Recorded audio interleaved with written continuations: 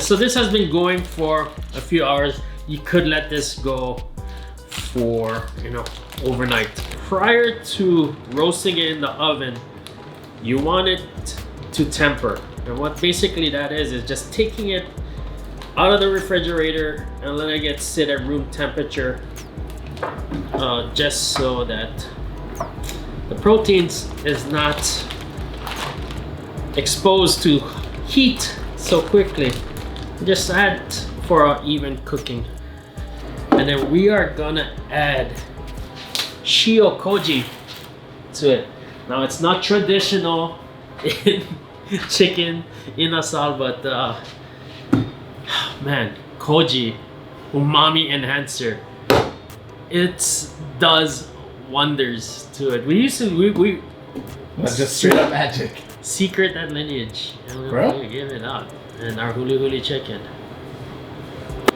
It's the mold, it's the fungus that starts the fermentation process in so many cool things. Miso, sake, shoyu. So I'm just gonna take a little bit and rub it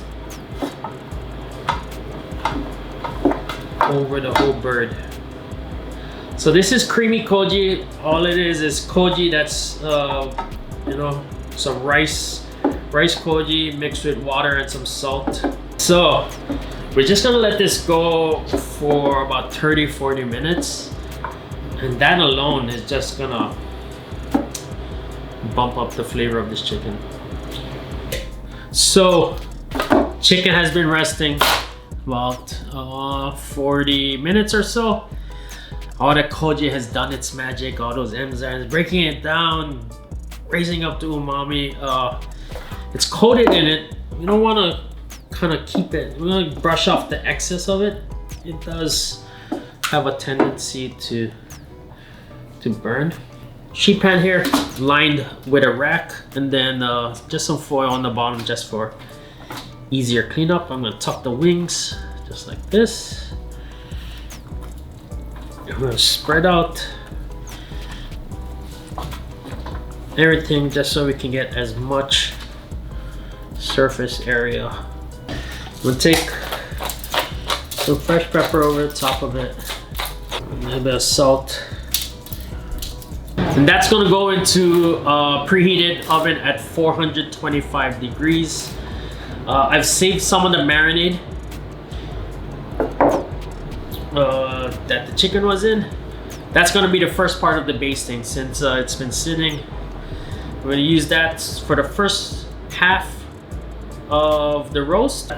We'll use that to glaze it, and then the second half we'll use our chicken jus that has a kind of our non-traditional flavors of the coconut cream and oyster sauce and all of that. Chicken cooks kind of quick, and we want to take advantage of trying to get our skin nice and golden brown too. All right, so we're gonna check on our chicken. It's been in here for about 35-40 minutes. Smelling good. Oh, I love it. I can smell the coconut glaze on it. Look at that. Starting to get these crispy bits. So you see like those dark bits like that? That's usually what if you was cooking on the grill, which is traditionally, you'd get those flame up marks. So I'm kind of stoked on the color of this. We still got another 5 to 10 minutes on top of it, but I'm gonna continue to baste it and see where we go. All right, we are gonna take out chicken. Bring our beautiful chicken out. What do you think? It looks really good. It's and great, it smells good. There we go. A beautiful chicken. Ooh, look at this roasting thing. for the last about 45 minutes. We temped it out at the legs, and it's about 165, 170 for now. I'm gonna let this rest just for a few minutes. If I was to cut into this right out the bat, all of our beautiful juices will run out. But yeah, we'll cut into it. Awesome. So look at coming close. All of that at the bottom. That Underneath. underneath Yeah. it. It's so much flavor. That's all from the base. All of the juices running off, and then we're gonna pour that into a bowl. A beautiful chicken. First thing I like to do is take the wings off. Like so, cut in between the joints here.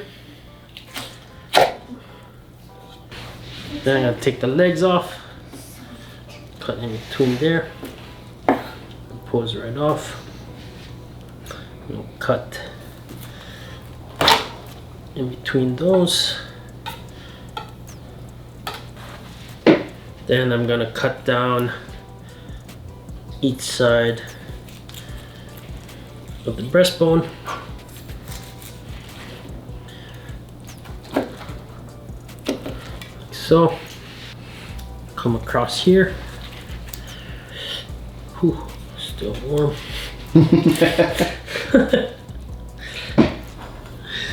Okay, so we're gonna slice our breast here.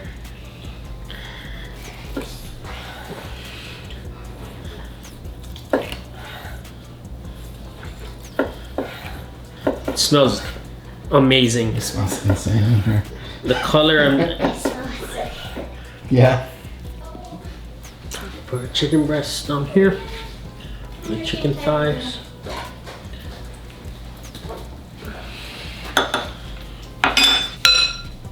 A nice helping of our salad here. That sauce that came off of the chicken, and then we're gonna kind of baste it over the top. That drip, as the kids say. Yeah, it's good. You can smell the calamansi. Yeah, that citrus breaks The there. citrus comes off. You can of smell the coconut too, though. From the syrup. it. Yeah, just gonna take a little bit of these basil flowers. Just gonna go over the breast. Beautiful small little flowers.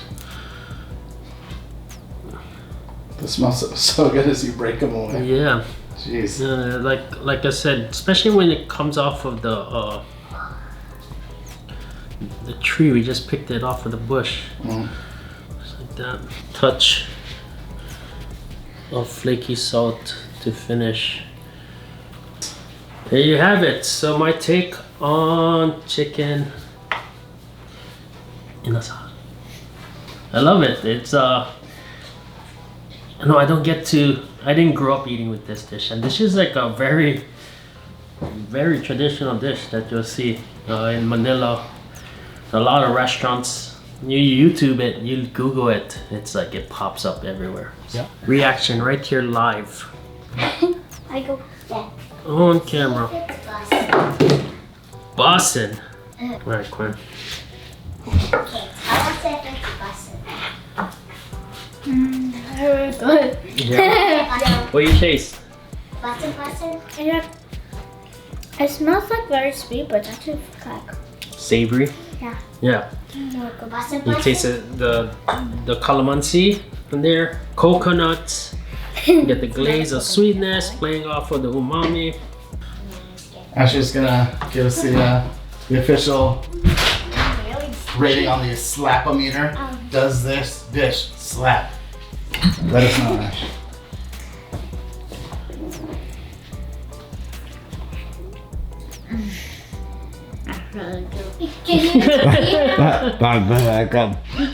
Warm? Hot? That's really good. That's really good. Oh my god. Alright, it's a mess here. We made a mess, but all for this beautiful thing right here. Chicken inasal in my way. Little tweaks. My first time making it. But I'm excited. I hope you guys go out there, just be inspired by the food. Learn your heritage. Go cook your culture. I'm still discovering mines, and here is an example of it. Until next time, when you cook, cook real. Cook real Hawaii.